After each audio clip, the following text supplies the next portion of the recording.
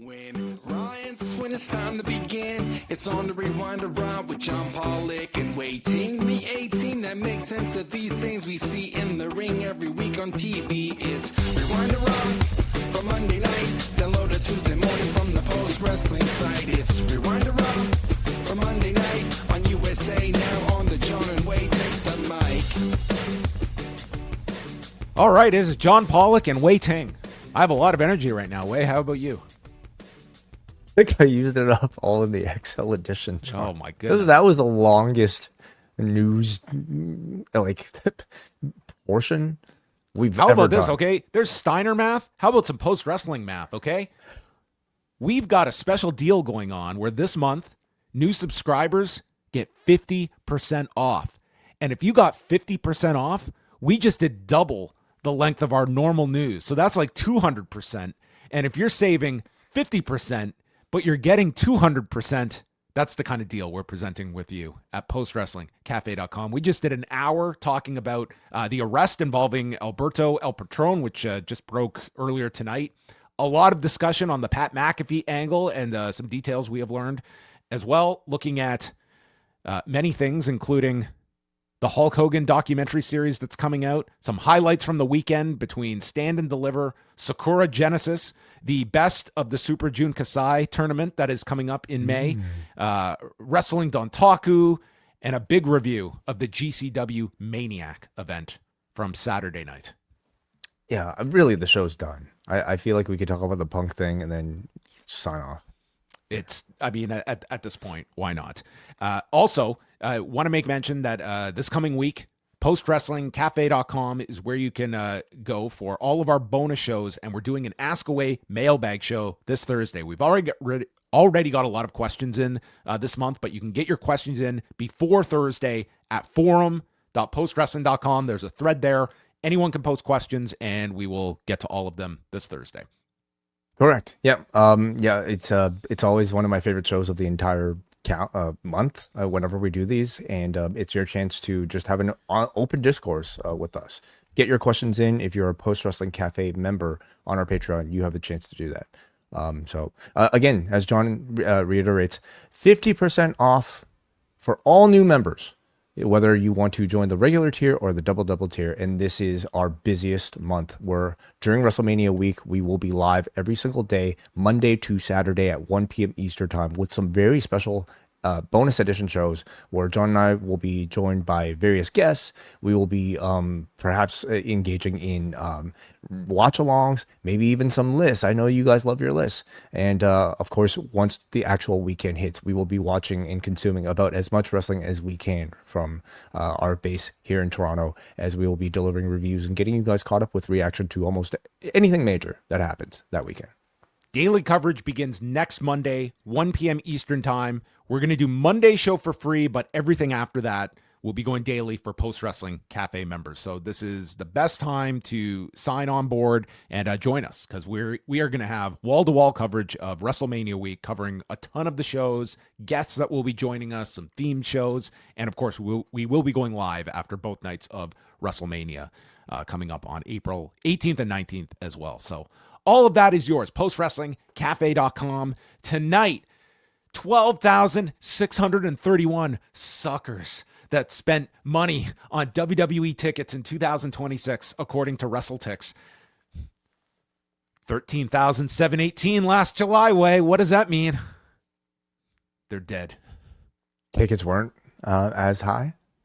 I don't know. This was last July. So they are at the Toyota Center, Houston, Texas, for a very big edition of Raw. We were going to headline this with a contract brawl, but starting things off is Phil. And out comes Punk. He arrives at the building, walks out to the ring, and just sits in the middle of the ring. OTC chants begin, and he calls Houston a wrestling town and mentions Paul Bosch, which I'm sure Pat McAfee was furiously Googling. And he compares himself to the old timers, and that he asks sometimes, what would Harley Race do? And yes, Harley Race got a what chant from the crowd. He explains how he dreams of those things, but dreams are stories we tell ourselves. The important stuff happens when we're awake. And says how Roman is not here tonight. I got my receipt on him last week, and I didn't need any help from any cousins. I'm glad that Roman hates me because I wouldn't trade my authenticity for approval. And being hated by losers is the price he pays for not being one of them. Wouldn't trade his authenticity for approval. Are you suggesting he has? I mean, we are talking about, the guy's name is Punk as he delivers this line sitting on top of a Slim Jim logo. But I mean, nothing comes to mind. He says, I showed up this week and I'm an old man, but I'm not weak. And says, I hate Reigns too. And he knows why Reigns hates him. He says, my tools are self-made and sharpened to a deadly point because of self-belief and sacrifice. Reigns, your weapons are store-bought and plastic. And the reason you're sent to Jimmy Fallon beltless is because you're safe, you're boring, and you're plastic. You're manufactured while I'm dangerous. You go off to film movies and shows and we don't see you. I do the same thing, but I never miss Raw. You just disappear and you puff your chest out like you're The Rock, but at least The Rock is a Hollywood star. But then he corrects himself, was a Hollywood star. And you would have thought this guy just pissed on Dwayne Johnson by this reaction, this crowd. They're like, oh. And he says, this is pro wrestling, not cinema, after he workshopped this with a fan last week. And he calls The Rock Reigns' bloated cousin. What's that insinuating? He says, my cousin isn't on the board of directors, and my dad didn't get me a job here because I sucked at football. You're just a buck-toothed Nepo baby that ate dog food for a weird old man. And that weird old man treated me like a dog and expected me to smile. But I had FU money, so I took that and my dignity, and I went home. And that's why Reigns hates him. Now, he didn't mention the fact that when he did return to WWE, Vince McMahon was in the company when he returned. But nonetheless, water under the bridge. He says Reigns hates him because Punk cannot be controlled. Reigns, you talk about all the manias that you've headlined, but you don't mention that the first 8 sucked. And anyone else who failed like that would have been fired and blackballed. But you can't blackball me. And I can stand on the bridge and blow it up because I can swim. The crowd thought this was a really clever line. And he's just going. He's like, I'm not done yet. Pat McAfee, you piece of shit. He calls him a hillbilly and then brings up ticket sales. Says, well, why don't you call up your agent who, quote, shoehorned you into this business and this show and tell him to lower the ticket prices. And the fans cheer this. He says, I'll never have a guy that kicked a ball for a living tell me how to sell tickets. Go lower the prices so all these families can come see me kick Roman's ass. This was one of the most surreal promos I have heard on a WWE show in a long time. This was just... Certainly was. I mean, he had some hell of a lot of zingers in this whole thing. I'm just going to say right out of the gate, this was quite the promo from CM Punk. Mm-hmm. I think it's really gross that we're incorporating Vince McMahon at this stage. Like, I really feel it's just of really poor taste that, I thought it was like last week you have these references to Vince and then this affidavit comes out just to remind everyone of what we're talking about here. And it just feels as though it didn't exist. It's untouchable. Like we can mention Vince and it's like there's no harm to us and there's no shame in bringing up Vince anymore, even if it's just to push a promo segment as well. So I'm going to get that. Unlike the Cody segment, I mean, this was not a line that celebrated Vince McMahon. Like the Cody Stephanie interaction could be celebrated, and maybe that's why they feel like they have permission to talk or reference Vince. I don't want to see any references to Vince in any kind of promotional way. Not even the dog food angle.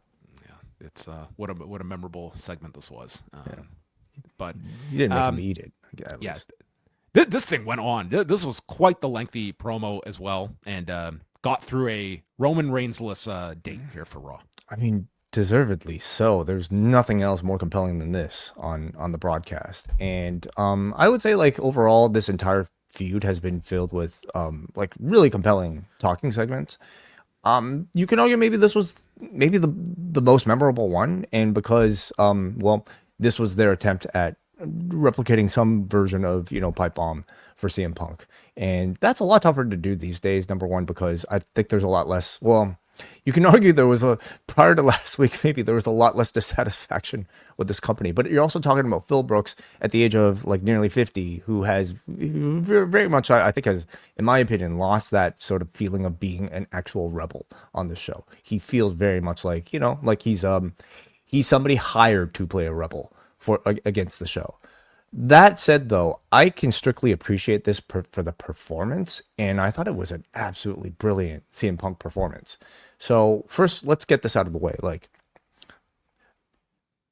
even the original Pipe Bomb promo was something that was commissioned that ultimately benefited the show, right?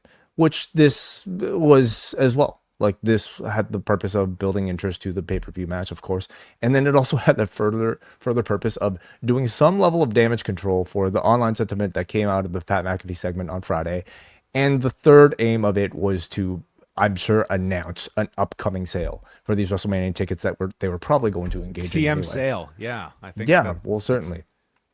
But the way this man was able to sort of like hit all those notes, I thought he did a tremendous job. And I thought he veered towards the line of just like work shoot in a way that like I don't think was so misguided or as like amateur as, let's say, Pat McAfee tried to engage in on Friday, which is very low bar, I understand. But even Cody trying to engage in that sort of level, I thought Punk weave that in all these references in, even the references to Ari Emanuel in, I thought in a much more sort of like, masterful way than either of those two. So yes, it further puts the promotion under scrutiny for doing things like charging higher prices.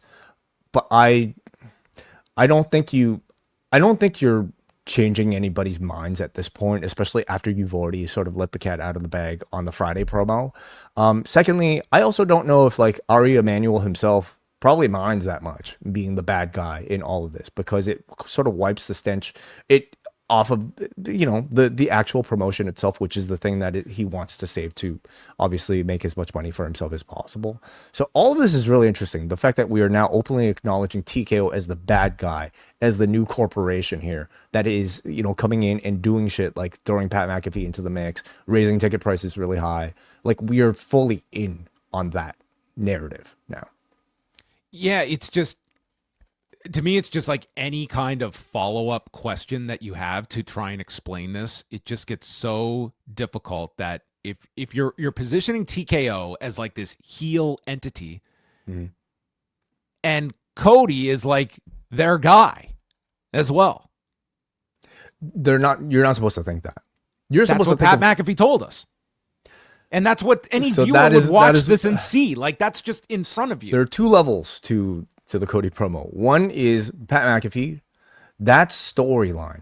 That is the storyline. And the level two is recognizing that Pat McAfee is simply a pawn and a tool and a puppet of TKO and Ari Emanuel, forcing them down our throat. That's what Cody was speaking to. Cody was, again, we're playing with territory that I would not enter. Like, I think it's far more confusing than it absolutely needs to be. But this is similar to, I think, what they hit on with Cody and The Rock for 40, right?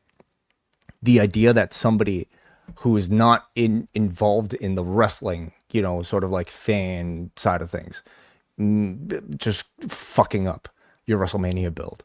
They are, to me, very clearly trying to position TKO and those guys as the bad guys in all of this. And here comes the savior in Paul Levesque. Maybe the audience at this point like sees Paul Levesque as very much the same, but certainly Cody Rhodes and CM Punk, who are trying to speak for the fan that's outraged.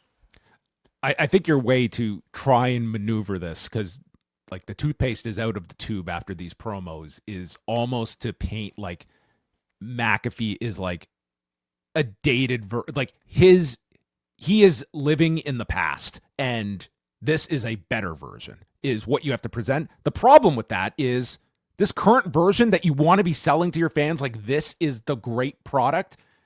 That's the TKO product. Like today, you want to put your current product over as this is the best wrestling has ever been. And you have an audience that already was somewhat, is pushing back against that argument, but now you are basically it's terrible. Healing TK. Like, you can't make any sense out of this. All you can do is mitigate. This is them salvaging. I feel like the Cody promo on Friday and the Punk promo here was them salvaging what is, I think, already a terrible decision that already occurred on Friday.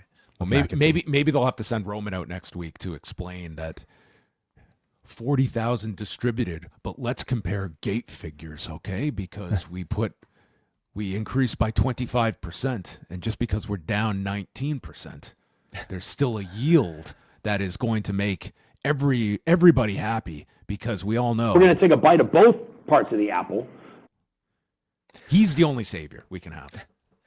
Again, what I could really appreciate about all of this, regardless of maybe how somebody might feel about like the direction of these storylines or injecting TKO and Ari Emanuel now into the narrative of these shows, I can really appreciate CM Punk's performance in seeing these, like in his way to command a crowd and seeing the beautiful flow of these words coming out of his mouth. I really feel like we've known him to be, but they went so hard with this way that it almost necessitates something with Punk and McAfee beyond this promo. Like Punk and Dwayne. I mean, I'm sure there are all these directions that they could go to, but I don't think they have any concrete plans for any of that. They went very hard here. So LA Knight, they showed the highlight of him showing up on iShow Speed's stream last week and throwing him through his computer, as Logan Paul described it. And Speed, who's just coming back for more. Don't exactly explain why this man just keeps coming back here for week after week. He's trying to get uncursed. Well, he tries to get the curse lifted. Danhausen won't bite. He still wants to be mentioned, which I think that's going to be the big promotion, is that like Speed is going to plug this guy's socials. No, I thought he asked for his mansion. Oh, mansion. I thought you said a mention. No, he'll mention. The mention might be worth more to him. So, by the way, just before we step away, did you hear Pat McAfee come out of Punk's mouth?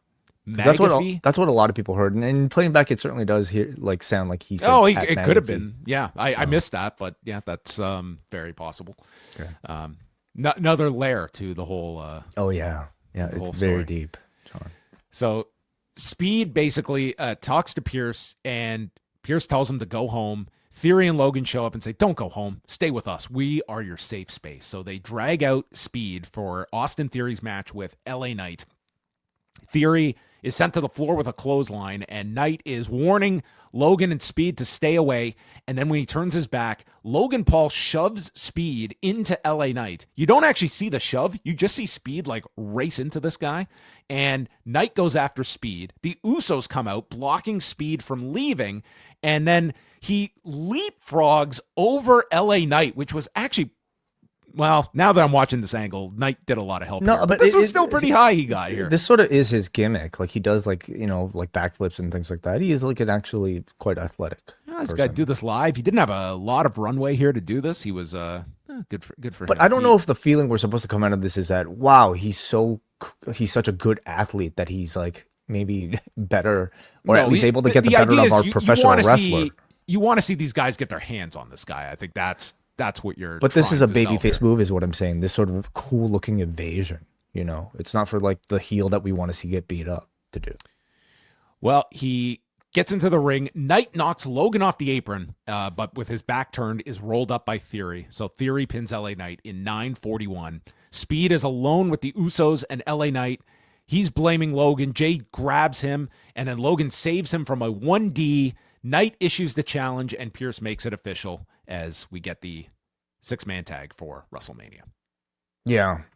I think all of this has been fine. Like, I do feel kind of bad for somebody like an iShow Speed, who I feel in the wake of the Pat McAfee angle and the Pat McAfee sentiment, like it feels like even this is soured, right? Like as well as just the anti-celebrity sentiment. His continued, like his inclusion, the fact that they're just announcing this match, plus Liliati, plus like who am I forgetting? I agreed with you. Like the two segments Yachty was in, like the first one with Trick, I thought they were great together. Perfectly fine. Like they just worked off each other so well during that promo segment. I thought it was a little much doing a second segment with him later in the show, but those two together, like he's an actual fan, and like the whole thing is. But he's not wrestling. That is the difference. My whole thing is like, does this guy bring attention? And number two, is he helping somebody? He's absolutely helping Trick. Like it's a fine act that they have together. So now, what can you say about iShow Speed? What is your feeling on this? Listen, in a vacuum, like I've always said, I think they should be working with some of these streamers. For some, it's going to be a lot of excess, and I agree. I think it's the totality of them. It's like what we've talked about in AEW before with some of like your older talent. It's like any one of them you don't have a big problem with. It's overall, it just becomes a lot for some people. But I mean, it also tells you, like, speaking specifically about celebrities, like I feel like Tony Khan at this point has sort of recognized that like the wrestling should be reserved for the wrestlers. We'll put our celebrity stuff on the pre-show in the first match without taking up any even like airtime on the actual broadcast. Well, right? I could see this match on ESPN, like this type of a match. Yeah, I could do. I just kind of feel bad because, like, on its own, kind of inoffensive. It's just a mid-card thing. But being a WrestleMania match, it kind of highlights to me, you know, what I feel like you would rather see LA Knight or the Usos do than to take part in this sort of celebrity thing. Yeah, I don't disagree. Like, I don't think anyone is necessarily, like, I think you can get value out of iShow Speed, but, you know, it's not the first time they've used him. He's been on TV all of these weeks. Is it that special that you're adding that much more? Maybe it is. I mean, yeah, like maybe it is. Michael Cole states that after years of working with Pat McAfee, he's gonna let the story play out. He basically said this. He's gonna wait to see what Pat's end game is. Okay, so he's not rushing to conclusions here. Okay, the one-on-one sit down with Cole and McAfee is what I'm looking for. Yeah. Maybe the beat down. The Pat McAfee beats Michael Cole up. Yeah, that'd be great. Balor is walking toward the ring, and we see Kofi Kingston and Grayson Waller arguing. McDonough is already in the ring. Balor makes his entrance and is jumped by Dominic Mysterio and does his pose, mocking him. And Dom and JD lay a beat down on him after a belt shot from Dom. They get a chair and attack him, and places the chair over top Balor as Dominic points to the sign. And this is going to send Balor into a darkness. And he immediately got an entire like Avid system, got a whole crew, and put together a very highly produced video package that even the Sandman didn't have a level of quality to. You're speaking of his promo for after the show. Yeah. Well, they got people working very fast here. Maybe it was AI. He just prompted it. Yeah. AJ Lee video covering her history, and then she's doing a sit down with Michael Cole where he calls her a trailblazer, and immediately Becky Lynch kicks out Cole, calls him the worst announcer ever, and is lobbing softballs. So Cole just walks out. He's like, fuck this. Becky says that, AJ, remember your last WrestleMania? You gave me a fake hug backstage, and it was you that saw me back there as your replacement. And what did you do? You quit the next day. You're not going to have home field advantage at Mania like you did at Elimination Chamber. And AJ responds, everyone's always underestimated me. I'm proud of you, Becky, because you have made history. But none of that happens without me. I shattered the glass ceilings for you, and I'm not replaceable. The company never stopped calling. The fans didn't forget me. I know who I am. And you can go home, tuck in your daughter, and ask her who her favorite wrestler is. It's not Becky Lynch. It's AJ Lee. And Becky just stood there and took this and then got very upset because she got outwitted here. And that was that. Save for the little temper tantrum by Becky at the end. I felt this was the least comedically tinged of all of their interactions, which I feel like shouldn't even be a thing. But because this is the Becky Lynch character, all of it has sort of unnecessarily been somewhat like comedy. Are you saying all these months they should have just been meeting at like an abandoned diner? That should have been. Is this what this is? I don't know what this is. They're like at a bar or something. So this wasn't necessarily a promo that gave us anything new. Like all the darts were really just repetitions of things that they had already said to each other. But I mean, I thought it delivered it in a more serious way, which, you know, overall I think did a decent job of like continuing to keep this at the level of summer that they were at. Lash Legend and Bayley. We had Nia Jax in the corner as well as Lyra Valkyria. Nia Jax tripped Bayley from the floor, and Lash misses, running shoulder first into the corner. And Lyra lunges onto Nia and gets driven into the apron. Bliss and Flair run out. I was getting ready for our DQ special, but no, in fact, we would get a pinfall here. And so this finish, Lash goes for a superplex, and Bayley has to reverse herself on top because Lyra was late grabbing Lash's foot.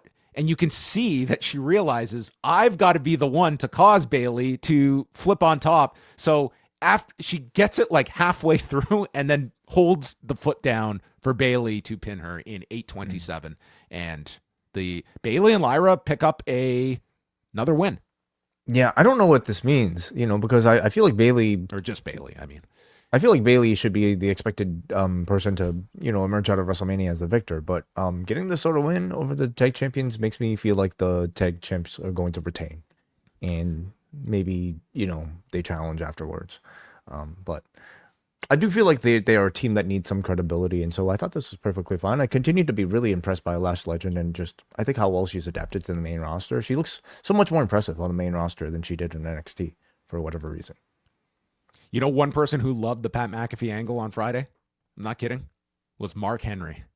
And who was there tonight? What did he have to say about it? I didn't listen to it. I just saw like a quote that he thought it was great. They gave me tickets for the Monday show. Yeah, I mean, he just shows up here at Raw. They're like, welcome back. Then they aired the Hogan trailer, and Seth Rollins comes out, and he gets the crowd singing his song. He's missed the song. He's doing the all black gimmick here for his new look. And he says, I've been trying to figure out how we got here. He says, you and I, Gunther, don't have a long history. We don't have a personal issue. But my thinking is that you have entered a business relationship with Paul Heyman. And says his mission since coming back is to win back the title he never lost and to kill the Vision. And I figure that Theory and Logan Paul are busy in a blood feud with the Samoans. Breaker and Bronson Reed are injured, and I placed Brock Lesnar on a silver platter for Oba Femi. And the crowd responds to Oba. He does call Oba the future. So Seth basically cut Gunther's promo here, explaining why Gunther attacked him last week using his best. Basically, by process of elimination, Heyman had no one left, and he had to enter a business relationship with you. That's what I've been thinking is the reason over the past week. Gunther never confirmed this, and in fact, actually contradicted this when he met Heyman backstage. Well, yeah, so this is Seth assuming that's the reason, even though Gunther, that is actually not the reason. It's not the reason. It was but that's fine. It's theory. fine for the babyface to think one thing and have it be something else. Sure. By the way, he basically said Tony D'Angelo's entire promo for wanting to come back and accomplish two things: take out the faction that took me out, and also win the championship. This is exactly the same promo. Oh, maybe he's gonna start killing people too. Maybe he'll start speaking with an Italian accent. Dump some Vision members off bridges. So he says it's business for Gunther, but you've made it personal with me. And with that, Gunther comes from behind, puts on the sleeper, but Rollins reverses, puts his own sleeper on, misses a stomp, and dives onto Gunther. And they continue to brawl. We go backstage. Gunther runs into Heyman. And Heyman says, I don't know why you did what you did last week, but I owe you a big thank you. Gunther says, it's personal for me. They shake hands, but he tells Heyman, you owe me much more than just a thank you. So, and Cole brought up the last time Heyman owed someone a favor. So could we get another favor in 2026? A whole year of a favor. A WrestleMania main event? Or no. Maybe a summer? He gets Heyman in his corner at WrestleMania. That's the big favor. It favor. Paid off last time. So I'm anticipating this to directly lead to Brock. Possible. Yeah. I mean, well, what else would you want to bother Paul Heyman for? I'm very adamant that Oba give me Femi the ECW barely legal whatever tape. Tell me about I don't know. I'm sure there's plenty he can ask Paul Heyman for. Well, you're expecting this to be a pairing that goes beyond WrestleMania. Yeah. So wait, you're expecting, what else could it be? That Paul Heyman joins him to manage him? At Mania? Does Heyman and Gunther have some kind of alliance for a bit after Mania? I don't you can not get to necessarily. Lesnar. Well, if he beats Rollins for him, then he already owes him the favor. There's no need to continue your association with Paul Heyman. Well, we'll see. Well, what do you think it is? I don't know. Like, I think that you could have there's a lot that you could do with these guys beyond just putting them together for 2 weeks. I think that afterwards, Sure. like, at least have some affiliation, and you can get to Brock after that. Right. Certainly, but like, is there a, if you were to do Gunther and Brock, could you see Brock ending? And this sounds ridiculous after this recent information over the last week, but Brock as the babyface for that. Oh fuck! Again, depends on how Minnesota reacts to him. Stephanie Vaquer promo. I can certainly see them portraying him as a babyface. Yeah, like, he could get demolished by Oba, disappears, and he comes back, and he's going to get that pop coming back. He's always going to get that pop coming back, and that might be one way to go. So the Vaquer video, we have captions here. Liv Morgan, that bleach blonde box dye must have gotten to your brain. If you're stupid enough to think that making mom jokes after middle school is clever, you can do better than that. Calls her a pathetic bitch who talks a lot but says nothing. Liv, you're trying to solve your daddy issues with a sorry excuse for a man who is jealous of his own daddy's success. My purpose is to inspire, and you will never get your hands on this title. Liv, I'm taking you where no one can follow. Welcome to my inferno, Liv. Yes. Was this a new stipulation that was just added? Oh, Inferno match. Yeah, I haven't had one in a while. I think, honestly, like, this is under the radar. I think this program, I think they've done a really great job with this. I would rank it like high above Randy and Cody at this point. And all the arguments of, like, you have all this time. We basically knew this match right after the Royal Rumble. It was only like, 2 weeks before Liv picked her. It's been months, and I do not feel they've worn out their welcome. It's not like they've kept them, like, away. Like, they've constantly been doing angles together. Like, I just think they've done a quality job with these two, and there have not been any, like, whiffs on any of the angles that they have done along the way. I agree. They greatly exceeded my expectations about what they could do with Stephanie Vaquer, because, like, prior to this, I mean, she's shown some, capability in doing talking segments, but not to this level. She really stepped up, and I think they stepped up their writing for her in a big way for, excuse me, the time when it matters the most. I do think, like, because they've done so much of this, like, oh, you're a bitch, your mom's a bitch, you're bleach blonde box dye bitch. Like, because they've done so much of that in recent weeks, I feel like this kind of feels like it's more of a Jerry Springer sort of, like, sketch. This is like at this Impact point. 2009 when it was written by Tony Khan's podcast. Yeah, all of that is getting to me a bit much. Like, I feel like even in a different language, you could probably find ways to insult people with a bit more sort of, like, I don't know, class. But yeah, I mean, but when you call someone a bitch in a different language, it hits a little harder. Doesn't it? Like Liv Morgan last week. Yes.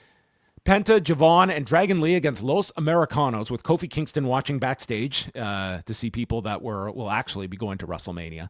Americanos go to the floor, and we get 3 successive dives by the babyfaces to different sides of the ring. Bravo saves Ryo from a Styles clash, and then Ryo stops a springboard cutter. Lee hits the double stomp, and Ryo hits the Styles clash to Bravo. Save gets made. Penta leaps over the top into a Mexican destroyer to Ryo, and Evans pins Bravo after the OG cutter in 7 minutes and 45 seconds. Really entertaining match that the 6 had, and man, it doesn't seem like the Americanos have really anything slated for WrestleMania.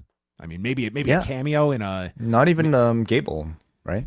No. So. Maybe they'll get to do a spot with Burt Kreischer in the parking lot. Maybe they'll all take their shirts off or something. Sure.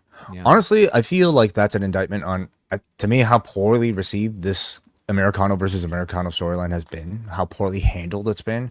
They can't even figure themselves... on the main roster. On the main roster. They can't even come to a decision themselves on whether or not these guys should be baby faces or heels in their own country. On NXT, they're baby faces, but on Raw, they're heels. It makes completely, like, it's been bad. It's very poor. And Gable just feels like he's disappeared again. Yeah. So out comes Rey Mysterio. He is back. He hugs Penta. And he says it's cool to have watched Penta's journey becoming champion, and says that WrestleMania could be one of the best ladder matches ever. I missed WrestleMania last year, and I just spoke to Adam Pearce, and this ladder match is missing one person.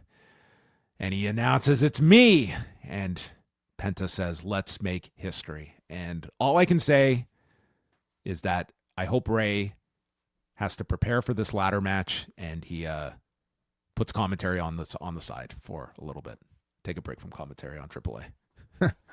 Not a fan of his commentary? Dude, it is not for him. The man is talented in so many different columns.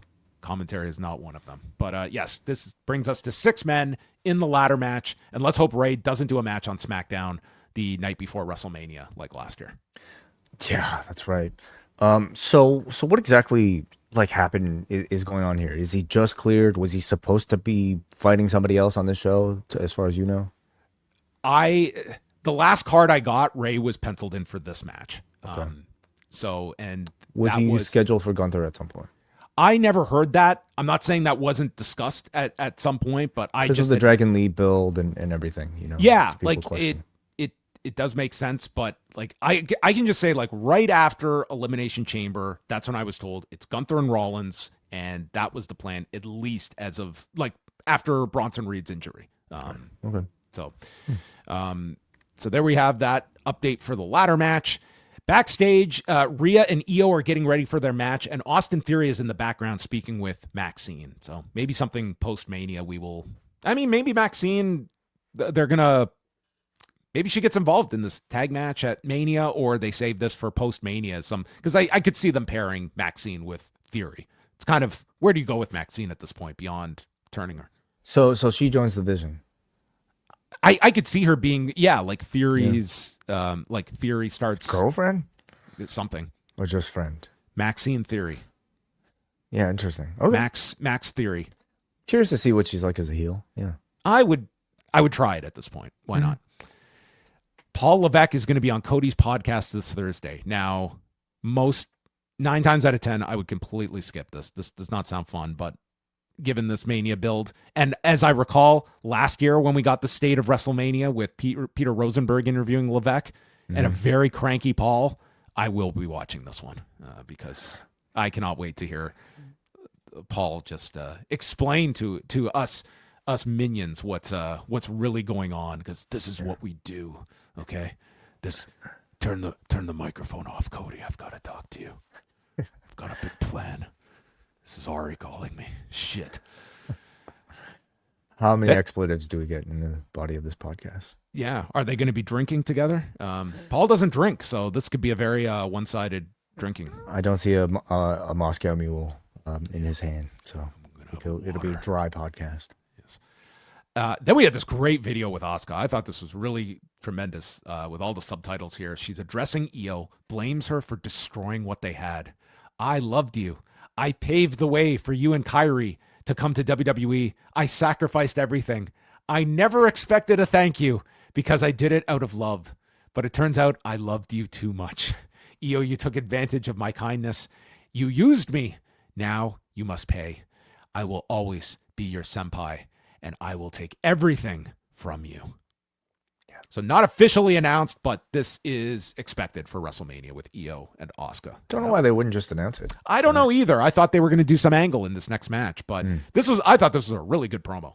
Great job by Asuka, by whoever was involved in the production of this. It does unfortunately feel like they really missed the timing for this one, I have to say. This was a story that peaked months ago, and since then all three have kind of just been lingering around without much to do, so it's really cooled off in my opinion, and it almost feels like they waited too late to reheat it back up. We're talking 2 weeks out now from the show, where you got one more Raw, and I feel we're just gonna shotgun an angle where Kyrie is divided and the match gets sent, and I do wish this one kind of had a bit more, prep time of a ramp up, I mean, they especially considering how pivotal to me this story was throughout the earlier part of the past year, in being probably the most compelling story on Raw, actually. I'm kind of disappointed with the build for a WrestleMania match. Yeah, and it's also a match you could also see, does it get 10 minutes? I hope it does, but yeah, we'll see. Rhea Ripley and Io Sky against Michin and B-Fab. So the spot of this match.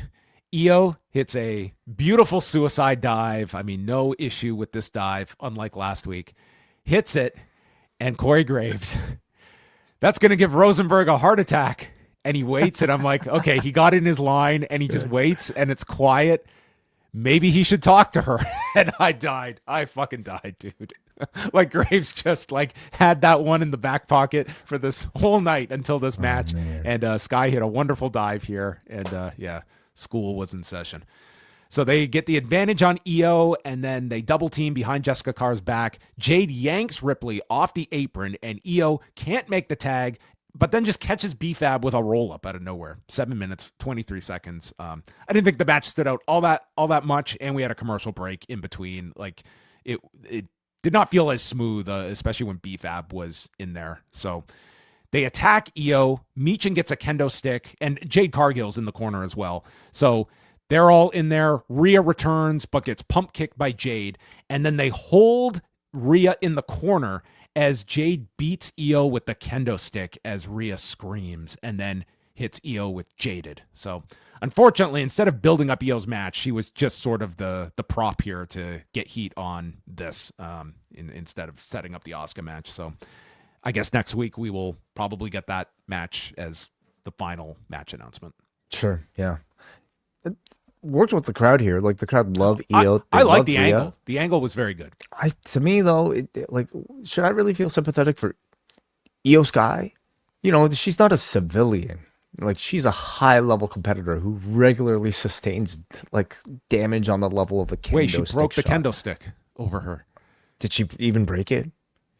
Yeah, she did. They actually pointed out she did break it over her. I don't know. I don't know. Jade was also wearing like this insane outfit. Like the top looked like she was wearing like a pillow around her. Oh, impressive to swing a kendo stick with that on. Yeah. Finn Balor with his just got this video produced right at the last second. He reacts to the beating from earlier and says, maybe I'm the one to blame. He hoped that they could play nice, but he showed them how to play dirty. Playtime is over. And there's another side I've never shown you. It was buried a long time ago, and I thought it was gone forever. You've awoken it, and at Mania, it's coming for you. As we zoom in. He's going to play Muse. Virgil Devitt, Apollo, 65. Hey, Dom. Eiffel 65. Yes. I'm coming as Lego Ferg. Lego Ferg. They cut to the Judgment Day. Dom's like, what does he mean? JD says, oh, he's just running his mouth. He's all worried about Rey being in the ladder match, but Dom knows how to handle Rey, and he's going to speak to Adam Pearce. Roxanne walks in, and Liv wants to speak to her alone, kicks out Raquel, and wants to talk about the elephant in the room. I was like, oh, you mean that text message angle we did in incredibly poor taste a few years ago? Yeah, that was really bad. It was brought up. She says, no, Finn brought you into this group, but he turned his back on all of us. And Roxanne is about to respond when Vaquer jumps Liv out of nowhere and just annihilates Liv.